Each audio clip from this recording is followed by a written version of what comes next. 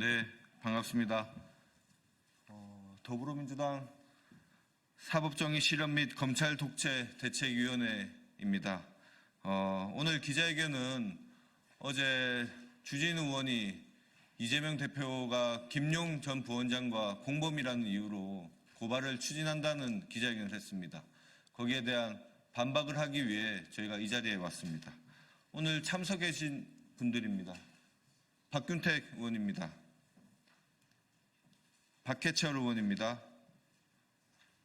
이재강 의원입니다. 김문수 의원입니다. 네, 바로 기자회견 낭독 있겠습니다.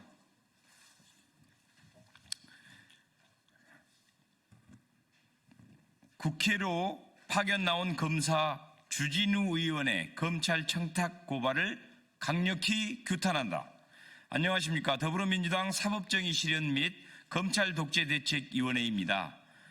어제 11월 28일 검찰은 김용 전 민주연구원 부원장의 2심 결심 공판에서 징역 12년을 구형했습니다.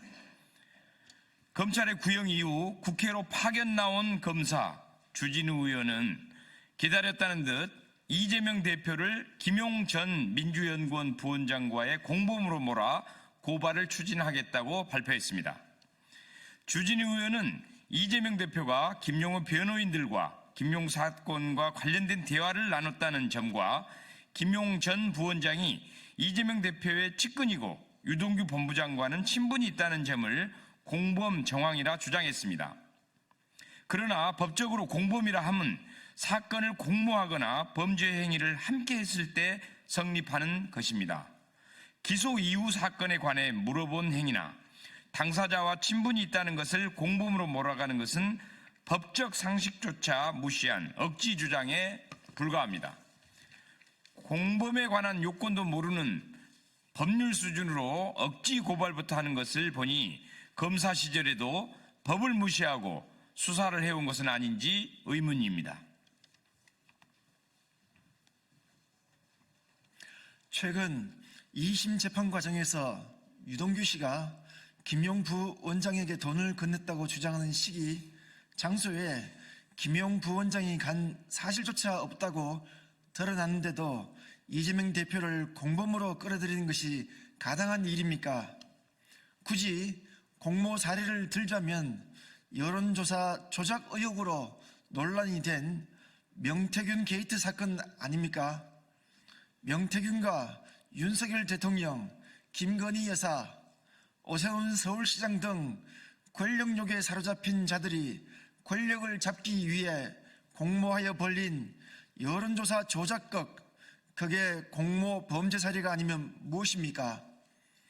주진우 의원이 목적이 정의 실현이라면 정부 여당에서 벌어지고 있는 의혹부터 하루빨리 고발해 사실을 밝혀야 합니다. 그렇지 않다면 이는 윤석열 대통령을 구명하려는 물타기용 고발쇼일 뿐입니다.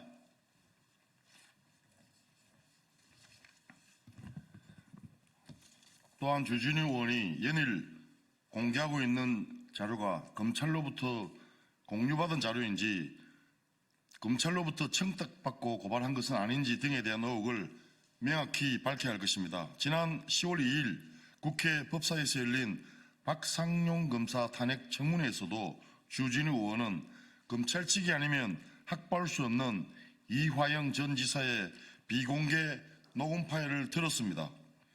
당시에도 입수 경위에 대해 침묵하더니 이번에도 검찰 측이 아니면 알 수 없는 정보를 활용해 이재명 대표를 고발하고 있습니다.